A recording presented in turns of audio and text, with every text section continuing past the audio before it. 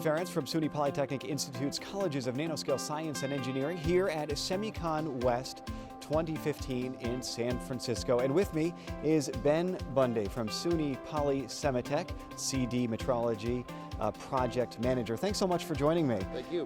You just gave a presentation entitled Making Sense of the Lithography Landscape, Productivity and Cost Issues below the 14 nanometer node and the path to 5 nanometers.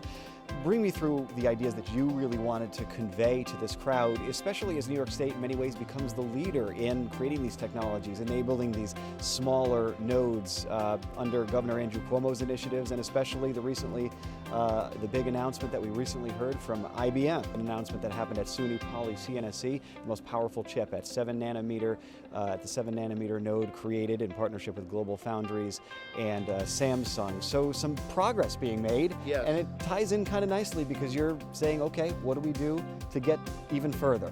Sure. So my area is actually the metrology, the measurement for controlling the process to produce such chips.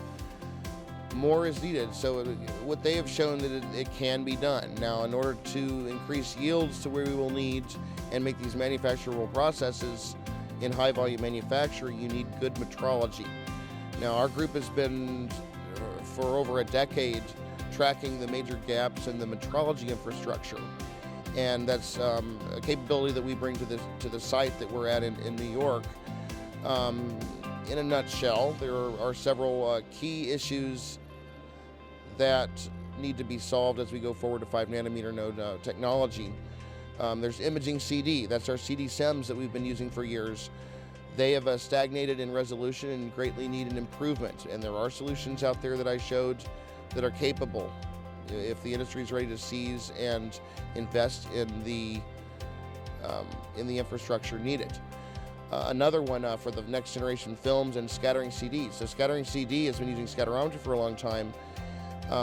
It has some issues as you get to smaller nodes, but X-ray scatterometry or CD SACs can be developed, but it needs a much brighter X-ray light bulb in order to enable it to be fast enough to meet the manufacturing needs of companies such as GF and IBM. Also, all the films and materials analysis. X-ray metrology is the ideal nanoprobe in the nanotech era, so to speak.